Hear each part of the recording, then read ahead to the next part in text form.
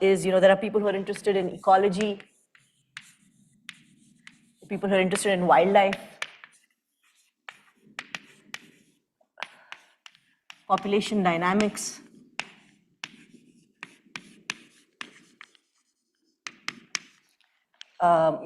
vaccines,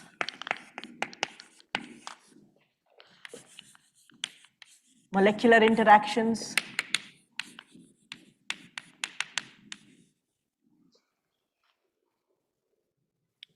vectors. Did I miss something? Disease.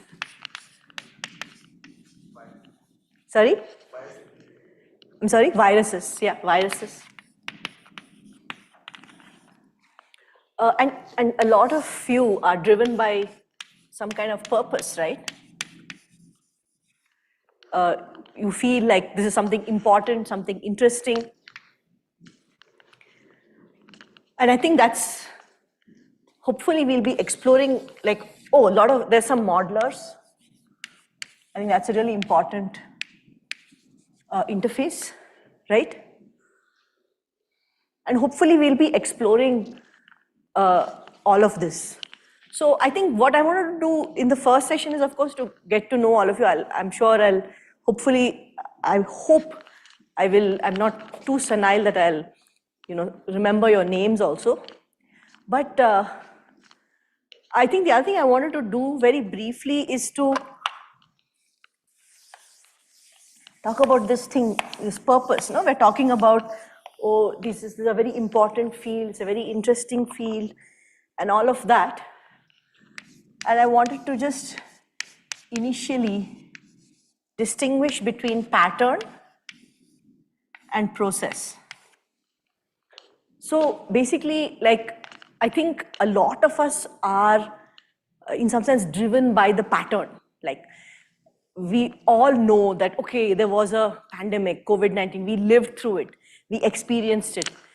We have been thinking about zoonoses, and in some sense, when you are aware of some concepts, you think about something, but then it happens. That's like a different thing, right? When you experience those concepts, it becomes real, right? And so it felt like, we were thinking about this all along. And there has been a lot of work just before also, but more recently also on pattern.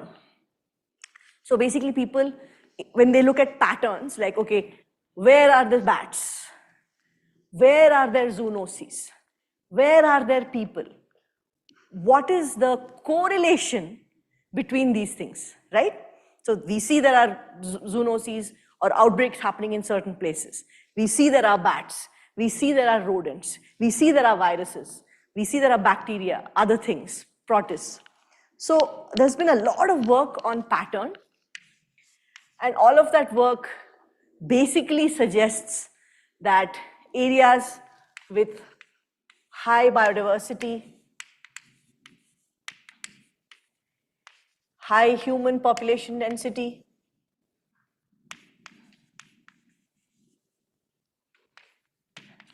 high livestock, and high land use change. No, let it be there for me. Yeah. Result in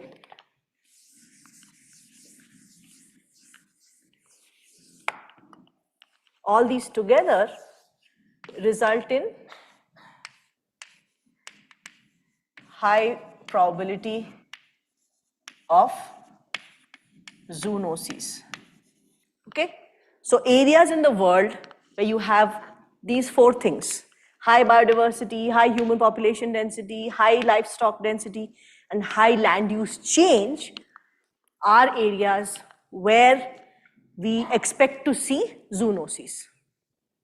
But that's a correlation, right? That's just that, okay, this is what human population density is. This is what biodiversity is.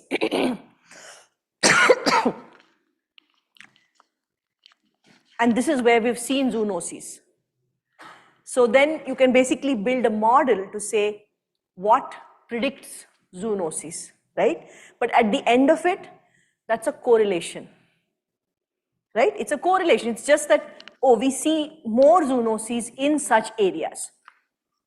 And this is important to us.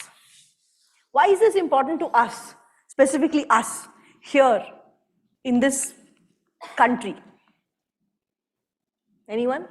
Why is this correlation? So this correlation that all of these things, when all of these things are high, we have high zoonoses. Why is that important to us? Exactly. So India has all these things.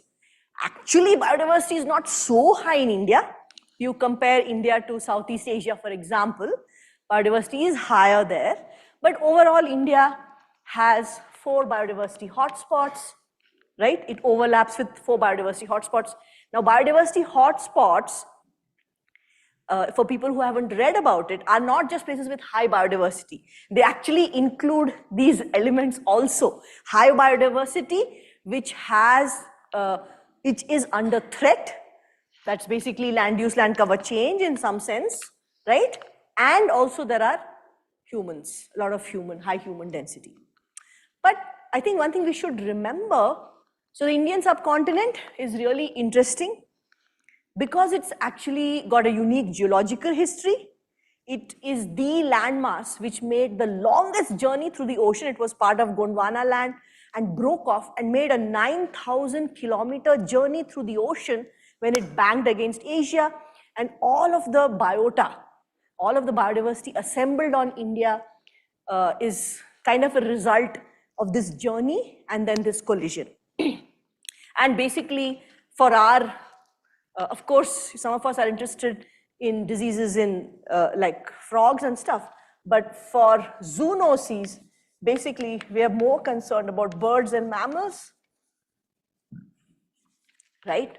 We don't usually have, vectors could transmit, but usually zoonoses that humans get, right, are from birds and mammals, and most birds and mammals are assembled in the Indian subcontinent relatively recently. So anyway, I got a bit distracted, but basically there are 4 things unique about India. As such, geological past, a distribution of different kinds of biogeographic zones and habitats. So you have deserts, you have high mountains, you have the Western Ghats, which is it's like a wet island in a sea of aridity, right? You have overall a lot of aridity, drier habitats. India is also unique because it has had humans or hominins, ancestral humans, on the subcontinent for very, very long. So it's not like South America or North America, where humans came very recently, like 15,000 years ago or 20,000 years ago. Humans have been on the Indian subcontinent for really long. So there's really good paleontological and anthropological studies which show that prior to the Toba eruption, 65,000 years ago, there were hominins on the Indian subcontinent, right? So maybe there's also been some long-term like co-evolution or at least coexistence between humans and whatever biodiversity is here. And also, of course, India is very unique in having very, very extensive land use, land cover change. So I usually like to use the board, and I'm going to show you in the afternoon when I give a talk, I'll show you some of these things on slides. Of course, pictures are way better, but we tend to lose eye contact with slides. So I prefer to use the board. So anyway, so we definitely have high land use change in India. Does anyone know about livestock? Like anyone know a statistic? For example, how many heads of cattle per Indian? Like how many cattle, you know? I think it's something like for every 4 Indians, there's 1 head of cattle or something like that. We know we have, what is it, 65 million dogs? Is that the right number? So there's clearly a lot of livestock and human associated animals. And remember that basically 96% of all vertebrate biomass itself is humans and livestock, right? So only 4% of vertebrate biomass on Earth is wild, right? So clearly the wildlife part in terms of numbers, in terms of biomass, not in terms of numbers of species, but in terms of number in biomass is really low. But anyway, so we do have all of these 4 constituents, and so we think that, and this is what meta-analyses, global meta-analyses show, that Indian subcontinent should be a place where we expect zoonoses, right? So fine, so if this is the case, what do you think, is there a lot of study of zoonoses in India, a lot of people working on this, understanding the whole process from both, okay, so that's the pattern. So I guess what we'll try to do more of in this workshop is to explore processes, right? So for example, all of this evolution of the pathogens is happening. So I use 2 words, evolution, but it's all happening inside these hosts, right? So first we need to understand hosts, and we need to understand host communities, because when we're talking about any kind of dynamics, we're talking about transmission or movement of those pathogens between different individuals of the same host species or across different species of hosts, right? So that's the other thing about when we're talking about emergence, basically dynamics is really important.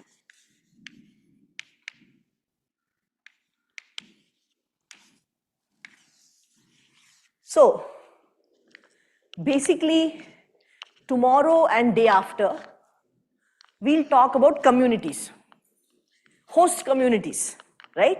So for example, how do you actually study a community? How do you, of course, the minute you say, okay, that communities are important, the first question is, okay, how do you study it? How do you understand what's a community, right? So in all, and this is probably our bias, we tend to be kind of methods oriented also. So we're always asking, okay, fine, you want to understand something, but then how? So how do you do it? So basically we'll have, basically tomorrow is a bunch of ecologists, right? So Umesh works on communities, he works on bird communities, and he also works on impacts of things like logging or human impacts on communities and how they change. So basically, when we think about process, we'll come to that in a minute. Or maybe we'll. When we think about, this is the pattern, right? That all these things are important. So why are these things important? For example, why is high biodiversity important? Like for example, an area with high biodiversity has a higher chance of zoonoses than an area with low biodiversity. Why? Go ahead. Chance of interaction between species. Yeah, not of wildlife. Yeah, not of humans and wildlife. Okay, anyone else?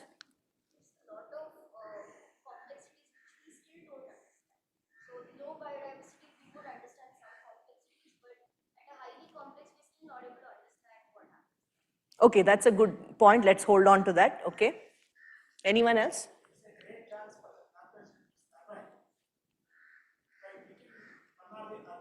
Exactly, yeah, great. Yeah.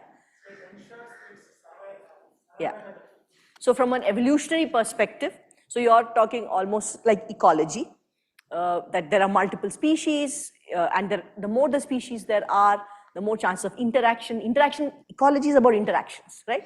And you're saying from an evolutionary perspective, there's more hosts, So it's possible for the pathogen to also evolve. And you said that basically systems with more species are more complex and we don't understand them as well. So that's like how, in some sense, that's methods. We don't understand them. How do we understand them? And you guys are talking about processes which result in the pattern, right? So now, that means we have to basically understand communities, right? So first we have to understand the hosts. And who are the hosts? How many of which hosts? I mean, we don't know whether they're hosts. First of all, we don't know, but they may be hosts. We have to start with that.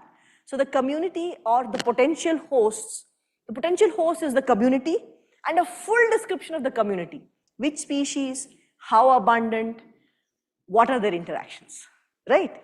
There may be two very abundant species which don't see each other at all.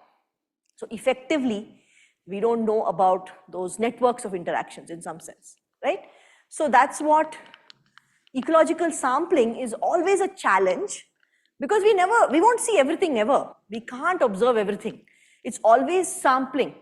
It's always a strategy to understand an inherently variable system, right? So for example, while in molecular, say in a lab experiment, we think we know everything, that may not be the case. Like we may be targeting a specific protein and we know exactly how much of that protein is there, but we don't know what are all the proteins there necessarily, right? So we think we know, but since ecology is a very old field and it is very stochastic, lot of stochasticity in ecology, early on these approaches which are more statistical have been embraced by ecologists. So basically what you'll hear from Divya and Varun is more about how do you actually, ecologically, how do you actually understand what is a community? What's in the community? What are their abundances? So I'm sure all of you read in the paper, right, about this tiger estimation and stuff, right? You hear, okay, there are 2,000 more tigers or whatever. So that is one species which they're estimating the numbers across the country, right? Now we're talking about a whole community of bats or birds or rodents. And bats, what is a community of bats? Who knows? They fly, right? It's very different to imagine what is a community. So I think that's basically what we'll do tomorrow, is understanding communities. But this whole idea of interaction and transmission between one host and the other is also inherently dependent on the hosts. So for example, I can characterize a community. I can say there are 5 species, there are 10 of species 1, 5 of species 2, and 1 each of species 3, 4, and 5. That's describing the community. But if you think about, say, the pathogen, say, jumping from one species to the other, what kind of a jump is more likely? You have this community now. We just talked about it. We have 5 species.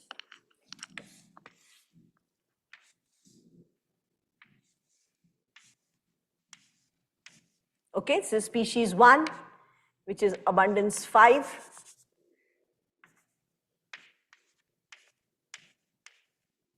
So this is abundance 5, abundance 3, 1, 1, and 1.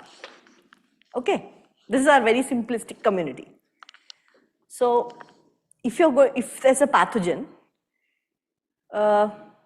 suppose there's a pathogen in species 1.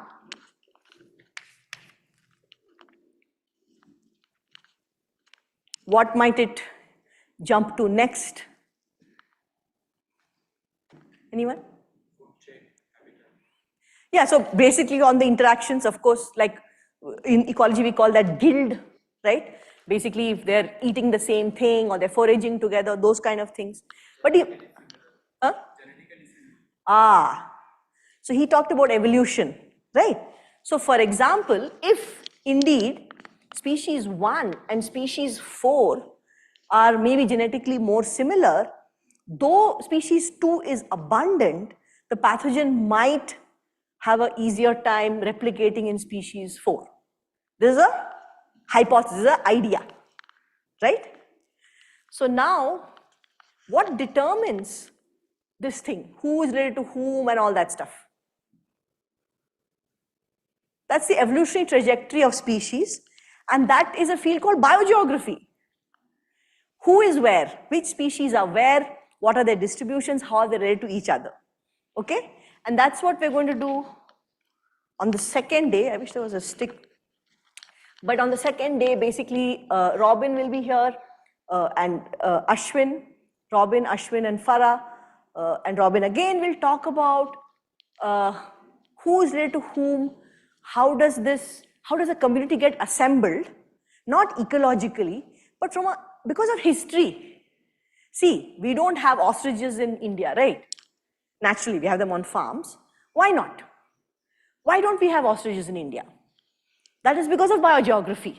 It's not like ostriches cannot survive here. They may. We don't have cassowaries in India. We don't have marsupials here. They're only in specific locations on Earth, right? That is biogeography. So that's pretty mind-blowing concept, right? Everything cannot be everywhere. And that's what determines the distributions of biodiversity, all that stuff, right? So the proximate, in some sense, the kind of more recent,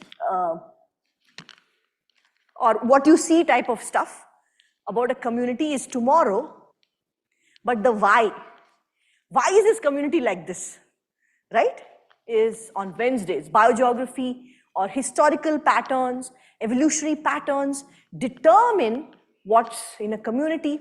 And towards the second half of the day, Farah has done some really interesting work, and we'll talk about how also it's not just species 1, 2, 3, 4, and 5, but who are those species?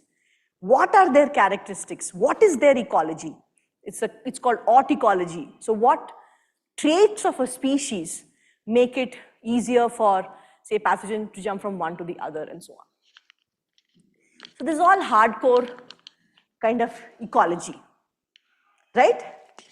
Then on day 4, that's Thursday, we'll start looking at, so by the way, today I didn't talk about today, but today is just me, and you can see I just waffle on.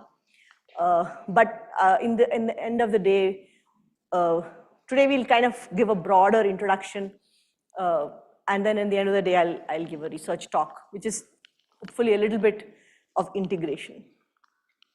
So then we learn more about pathogen evolution. But before we go there, there's one thing which is a very important concept in disease ecology, which we're not going to actually discuss in detail. It's called the dilution effect, okay? So for a long time, people argued that high biodiversity is a buffer for zoonoses. How does that work? We just said that there's more biodiversity. It just makes sense, right? There's more biodiversity, there's more potential pathogens, right? There's more species. So now, what has been argued with the dilution effect is that, so one idea was you can have what's called amplification.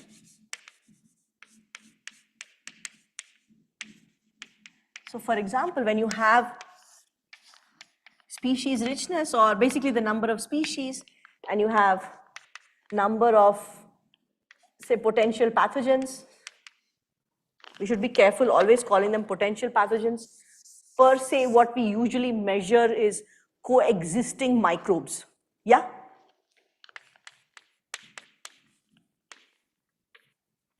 So how does this look? So as the number of species increases, the number of potential pathogens should increase. How? What kind of a relationship? Go ahead. So by coexisting microbes, I mean, like for example, now someone talked about dengue. Dengue is definitely a pathogen, right? We know the virus that causes it. We know the effect. It's a disease. But when we look at disease ecology in in like say a small mammal community or a bat community, and we actually recently there was a conference and there was a lot of discussion about this topic, we might sequence, we sample the rodents, we sample the bats, and we sequence, we have DNA, and we have amazing molecular biology tools. We can read all the DNA that's in that stuff, in that sample. And we can map it to what we know are bacteria, what we know are viruses, and stuff like that. So we know that this DNA sequence, which belongs to a bacteria or a virus or a protist, is in that animal. Is it causing a disease? We don't know. It might be. It might be a pathogen, part of the life cycle of the host. It could be. So for example, so basically for example, we'll have sessions with Arinjay Banerjee, who works on immunology and in bats and stuff. Bats, for example, have many co-occurring viruses. That is, they are sampled along with the bats. If you quantify how much of virus is there, that is also changing over time. That's some of the work like Darshan is doing. It changes over time. But is it causing infection? That we don't know. So that's why I'm going to say coexisting and whatever, potential pathogens. How do we know they're potential pathogens? I'll talk about that in the afternoon. They may be closely related to known pathogens. But until you do the Koch gold standard test of purifying that thing, that bacteria, that virus, like having a culture of it, infecting an animal, seeing the disease, you cannot say it's a pathogen. But it's literally impossible for us to do those things because many things are not even culturable, right? We cannot culture them. So yeah, that's what, and do you understand that? Yeah, go ahead.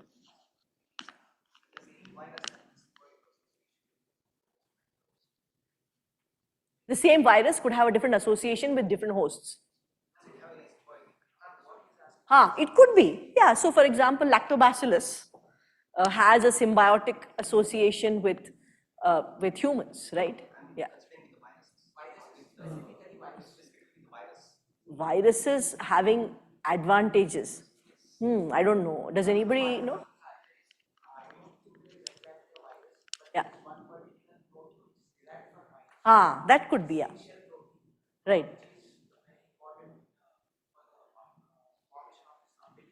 Oh, right. You're right. Yeah. That I remember. What's his name? The guy who's written the book Indica. Forgetting his name. Anyway, he talked about it. Yeah. Pranay Lal. Yeah. Correct. Yeah. Yeah. Yeah. Yeah.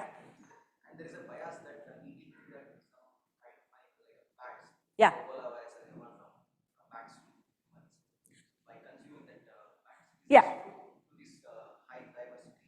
So that is the transmission dynamics part, right? So that is how does it get to humans, for example, right? But for example, in a community of bats, for example, when bats shed feces, there may be virus in the feces. Just like we used to get COVID, right? And there are other bats in the cave. Someone here said they work on primates, but primates also live in groups sometimes, mixed species groups, or they live close to each other, and they may be exposed to, it doesn't have to be direct transmission through like eating or something like that, or they could eat something, whatever. But yeah, so definitely high biodiversity. So, okay, so there's two things. Now you have high biodiversity. First, most simple thing.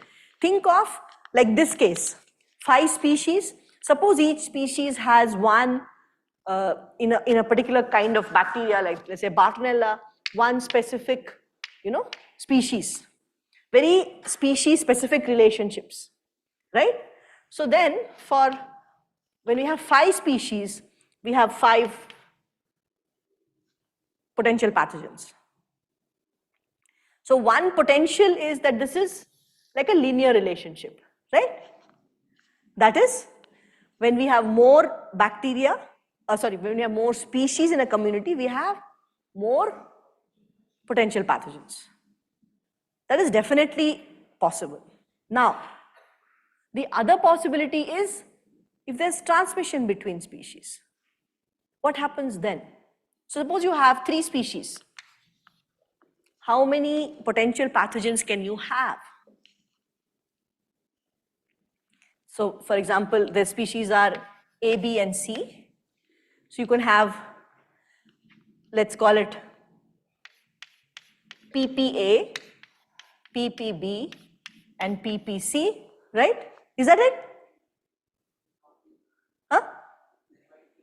Yeah, no, I don't want to, what else? There could be PPABC, right? There could be PPAB, PPAC, PP, is there anything else? ABAC, yeah, that's it. That's it, right? P, A0, that's this one. That is PPBC, yeah, sorry, that's what I thought, I missed one. So what is this actually? That's 1, 2, 3, 4, 5, 6, 7. 7? Huh? Correct. So, what kind of a relationship, if that's possible, how would this look? Huh? It'll be exponential, right? Something like that, whatever, I don't know what the slope will be, but it'll be exponential. That is, the more species you have, the more and more and more and more potential pathogens you'll have. So then, is that the case? Like, do you think that biodiversity hotspots, they're just like teeming with potential pathogens? Huh? Yeah, maybe it could saturate after a while, but so this was the whole topic of this amplification. So that's called amplification. This, right, is called amplification. That the more species you have, the more and more and more and more potential pathogens you'll have. Because the resource base is there, right? But this is theoretical. This is, in a sense, very theoretical. So however, what people, especially this woman called Kiesling, is that her name? Ansil? I got it wrong maybe. Kiesling? Yeah. So what she showed was she worked on these systems with peromyscus mice and Lyme disease. And she, however, showed that when the biodiversity was high, the number of potential pathogens was not amplified.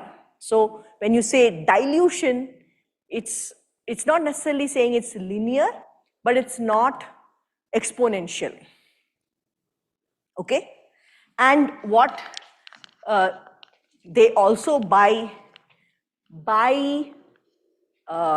extension suggested is that when you lose biodiversity,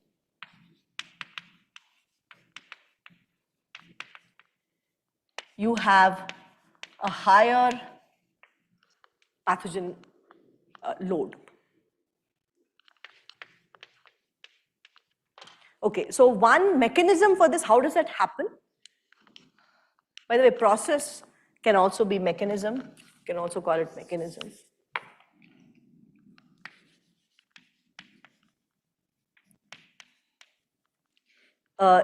Is, for example, when you have defaunation, or say you lose large mammal species, big mammals like, in our case, say elephants and gaur and sambar deer. So when they are lost from a landscape, what might happen? What might happen to, say, the rodents? Huh? They'll increase in frequency, I mean, yes, abundance. There may be more rodents, and when their numbers increase, their density might increase because it's the same area. And when the density increases, transmission dynamics is enhanced. There's more transmission, and so the pathogen prevalence itself might increase, right? So this has actually been shown by this guy called Rodolfo Durzo and others. It's called rodentication. Yeah.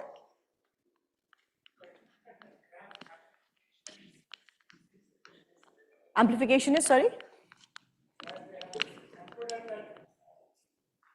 Yeah, so basically...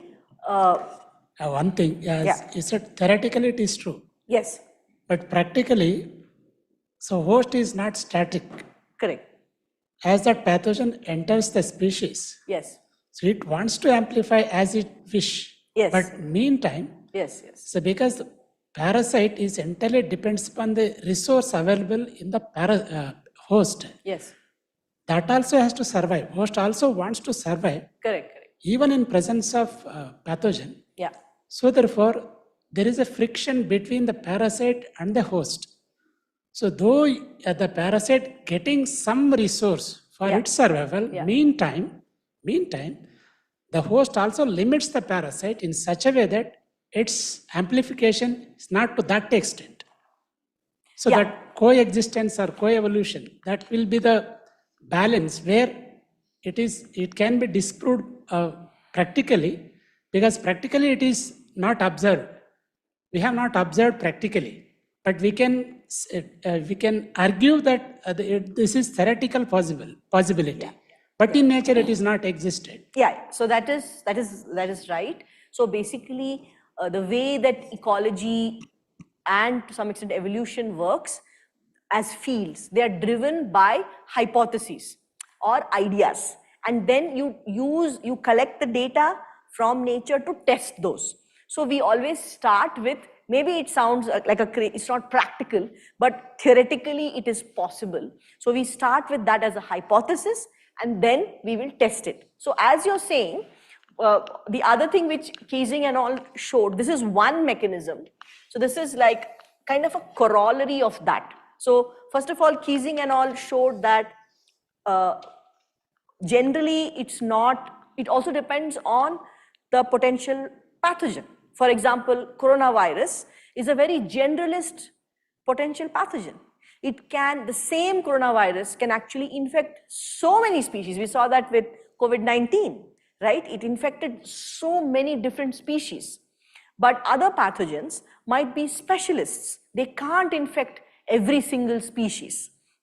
And then there are other filters like how close is this species to that species, what is the immunological response of this versus that, all those filters come in. But what Keesing and all also showed is that the dominant pathogen in a community, there is also a community of pathogens, right? And that dominant pathogen, which is say adapted to living in the dominant, like this species, the most abundant species in the community, does not do such a good job of infecting the other species. So as a result, you do not have amplification. Like you're saying, it's more of a kind of a molecular, in some sense, it's probably something to do with adaptation, evolution of pathogens itself.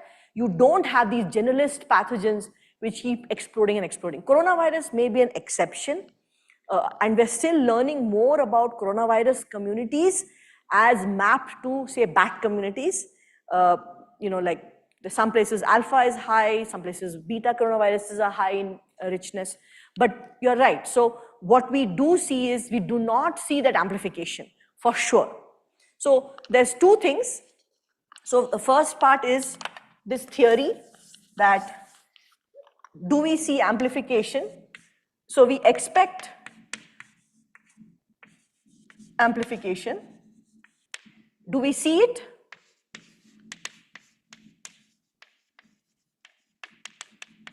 No, we don't see amplification.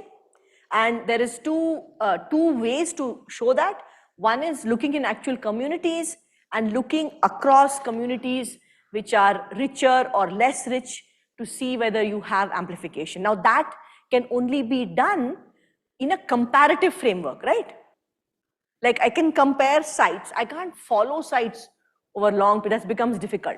You can compare sites with higher and lower biodiversity and do this kind of a study. For example, Yeah, Ziba.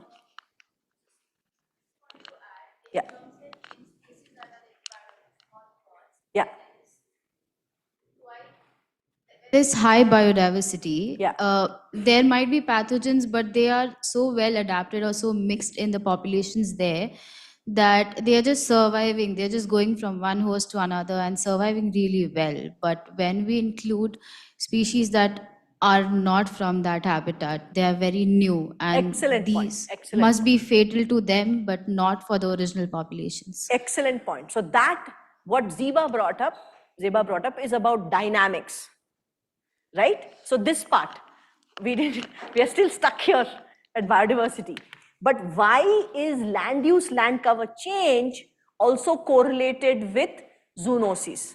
We may as well talk about it since she's brought it up. So why? What does it matter? Like you have a large patch of forest is half gone. Why should you have more zoonoses in such a location? So suppose you have one location which is only forest, and it's been forest for a long time, right? And another location where half the forest is gone, like 1/3 of the forest was cut 200 years ago, 1/3 of the forest was cut 10 years ago. There's some mixed like set of land use, land cover change, right? So why would you have more zoonoses in the second location compared to the first?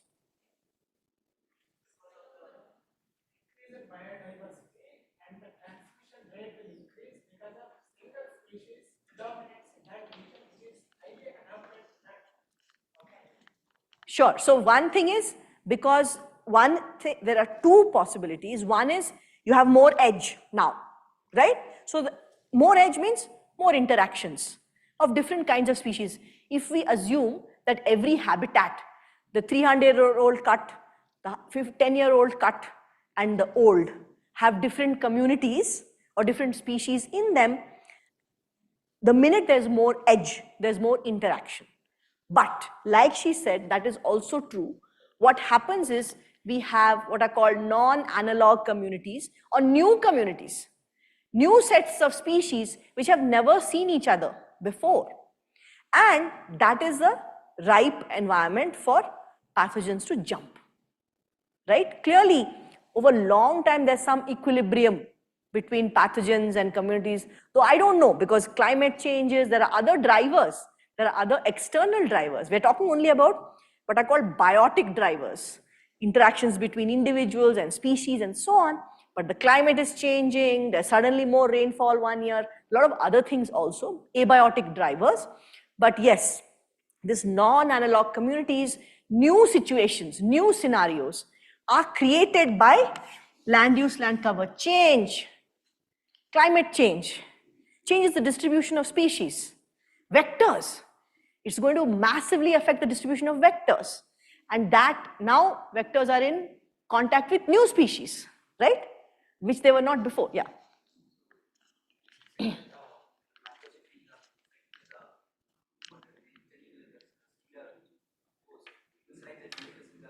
Yeah. Yes.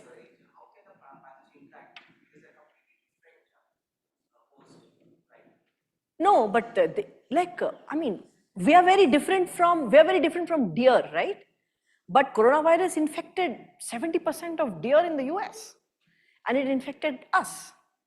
So if it's a generalist pathogen like that, it can, or I mean, it can always enter the host. So the other thing is numbers. So like I said, if 96% of biomass on Earth is these two, even if there's very low chance of success, there will be success in livestock and humans because there are so many of them. Numbers are so very high, densities are so very high, livestock are packed together, right? So are humans, very, very high densities they live at, right? So these two things will always make us predisposed to receive zoonoses. So maybe numbers are power, but in the case of disease ecology, they're not good, right? And there's a lot of there's a lot of evolutionary advantage for any pathogen to reproduce in humans. There are so many humans, right? From a perspective of an evolutionary strategy, they're an excellent host, right? As our livestock, yeah.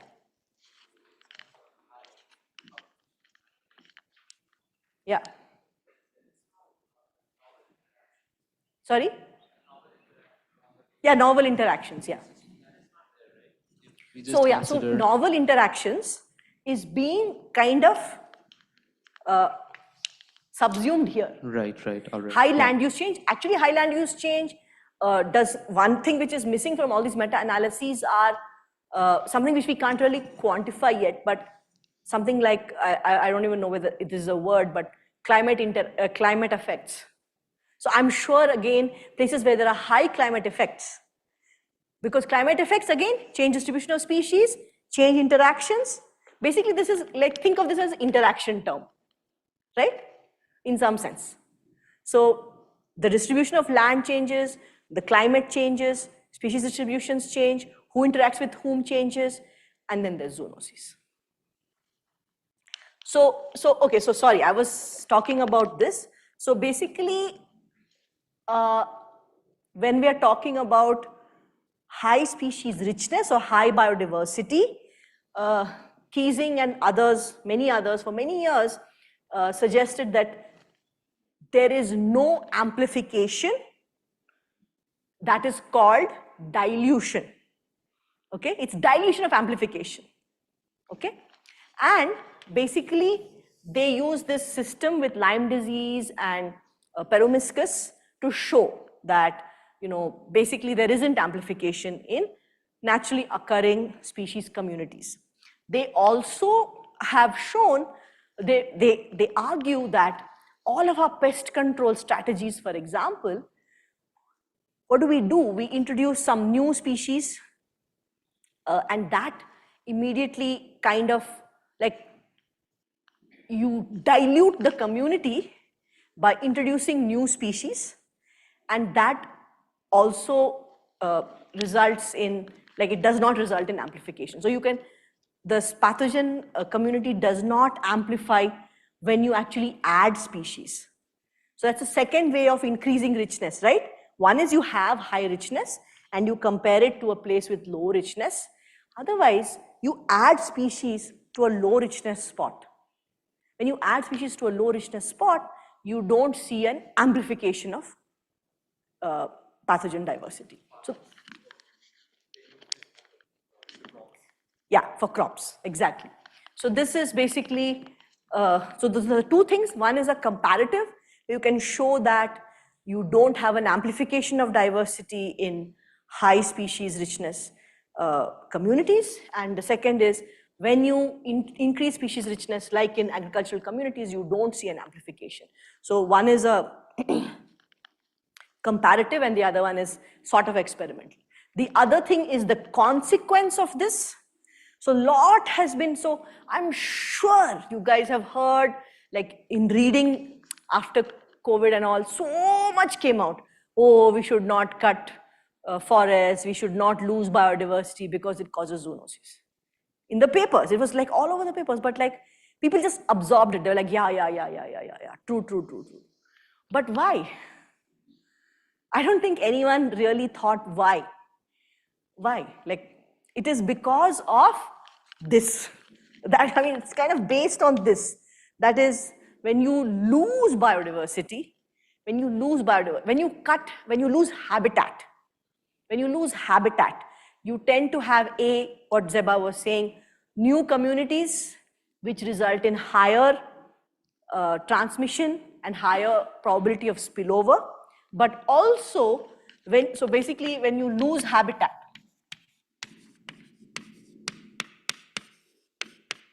you have higher interface, but also when you lose biodiversity, that was the example I was talking about. When you lose biodiversity, you usually lose what? The big things first. You always, because habitat is lost, how do you, I mean, okay, you can directly hunt biodiversity. That's one thing, one option. That's an option, but generally now there's no hunting and all that. In India, at least, it's not legal. So you lose biodiversity, how? because of habitat loss. What happens with habitat loss? One thing is, like Zeba said, new things are coming together. There's a city, and now, for example, in Mumbai, there's the RA forest area. If you're going to cut that, for example, what will happen? There'll be some new interactions. On the other hand, when you have fragmentation, or a big forest area is fragmented into small areas, you immediately lose the big wildlife, right? Because they need big areas. Not all, sometimes, for example, elephants are able to move around a lot. I have 10 minutes left. Wow, that was a lot of waffling. Okay, I'll finish quickly. What, you made that sign? You could have just shouted it out. Anyway, so basically, I like this work, so I'm just highlighting it. I said, right, Rudolfo D'Urso. So basically what they showed is, in Africa, in areas where you have low density of large mammals because of fragmentation effects, you have higher density of rodents and higher transmission of, higher sharing of potential pathogens and amplification, sort of, right?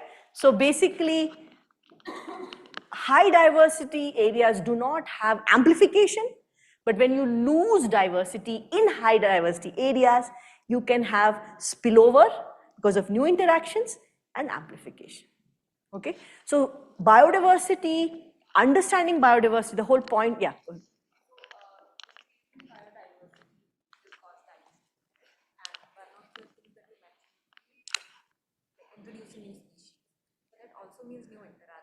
Correct. How do you decide? What is it because of?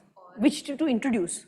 Yeah, because I'm assuming that will be important if it's also important for dilution. But Correct. we also don't want novel interactions. Very difficult to understand. And then you have to actually do some kind of competence. As for example, suppose you introduce some new species of mosquitoes. Would they be less competent to transmit dengue and malaria? I don't know whether Farah, has anyone attempted that? Of mosquitoes, which would be less, I mean, CRISPR is kind of like that. Yeah, but also, I mean, that's the whole point, right? When they are looking for these kind of interventions, whether using Wolbachia or CRISPR, one of the fundamental things people must understand how the ecology of different mosquitoes is there. What would you replace if you remove one over the other? Because it's true that a lot of mosquito species are not responsible for transmission of parasite, but it's a nuisance species also. So you have to have a very, so I guess the whole idea of this whole thing was fine scale data. Yeah, fine scale data, which you need to really understand. So just like, counting some species is one thing, but understanding the pathogens of that species, interactions between species, and how that's dynamically changing, niche is very complicated, and it has to be embedded in ecology and evolution. Without that, it is impossible. Okay, so that's our bias. But if you see a lot of dialogue also about pandemics has been about prevention, has been about vaccines, which are of course very, very important. But I think maybe we can get a bit ahead of the game if we can understand the ecology, understand the evolution, and bring in what now people are talking about, generalized vaccines, right? More generalized, prevention approaches. Yeah, go ahead. So I'm just wondering, so all these recent reintroduction, relocation programs, they don't even consider Nothing. Yeah. We are talking about loss of large Yes. But let us take a pathogen which is effective for 3-4 species, A, B, C, D. Yeah. And we consider a completely different species, E in the assemblage. Yeah. It completely wipes out. There is a loss of biodiversity. How does that come into play in terms of disease for a particular species? Not at all related to the disease, it just exists in that. Sorry, I didn't understand. So you introduce a new species? The species exists, yeah. But yeah. For a particular disease, it's not at all related in any kind of way. Right. It completely wipes out. There is a loss of biodiversity. Yes. Does it manifest in terms of disease dynamics of its transmission or something like that? So, I mean, I think that there have been a lot of examples of species like a lot of birds in Hawaii, and avian malaria has wiped out many species because they were completely naive to it, right? Before it was introduced. Does the disease continue to exist, is what you're asking? I think he's asking more from competition of parasites. There is a disease. Yeah. It affects a bunch of species, like the Yeah. possibility to affect a bunch of species. And there's a completely other species which is not at all affected. Yeah. Its loss, like, doesn't matter. Oh, I see. If it gets because of some other factor. Some other factor, does it somehow play effect? I mean, it depends again on the interaction. So basically, you have to think about the population dynamics of the disease, separate almost or dependent on population dynamics of all the hosts, right?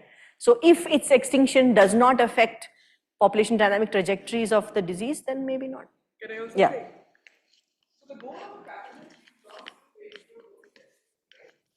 So pathogens, this dynamics of outbreaks is going on in terms of by the time the pathogen finds that kind of balance, then it persists in a population. So all these benign parasites of the teeth, which you are saying are living with the pathogen, their host, they have kind of now co-evolving. That kind of equilibrium has happened. But if it's something is very infectious and if it is wiping out this host, it's always trying to persist or be there. So killing your host is not the goal. So that's how it will be, right?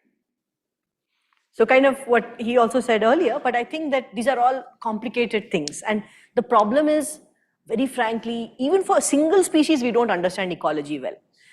Evolution, we have slightly better idea because we can sequence DNA, but yeah.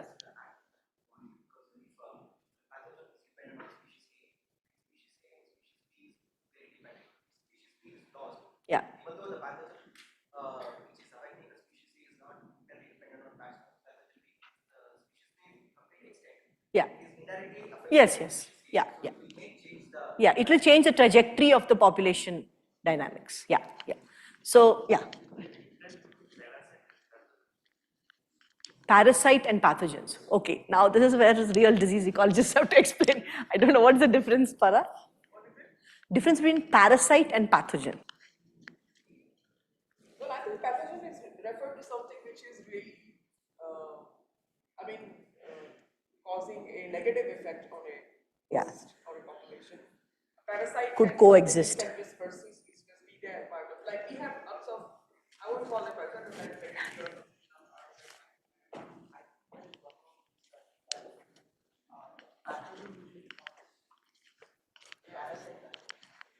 It's a much more.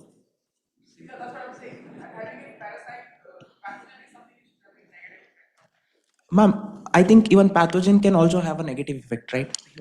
Both pathogen and parasite will have negative effect on the host, but pathogen will cause disease. Parasite won't. Sure. This is the simpler thing. And one more thing, as you were saying, that the intelligent pathogen is one which doesn't kill the host, but it, ensures that the transmission is continuously happening. The very good example is rhabdovirus. So when rabies happens, at the last stage, when the dogs get aggressive, that is because the virus is trying to, the virus knows that the host is dying. So what it does is it makes sure that the host or the dog gets aggressive and bites, transmits to the other dog. So this is one thing that But one thing we wanted should be careful about is, attributing like some cause, like, I mean, when we're talking about evolution, we shouldn't say like the dog now feels like biting another dog kind of thing. We should be, we don't know that. We may interpret that from an anthropomorphizing perspective, but we should be careful. As evolutionary biologists, as ecologists, we should be careful about ascribing intent. Yeah. Great, we'll just stop briefly and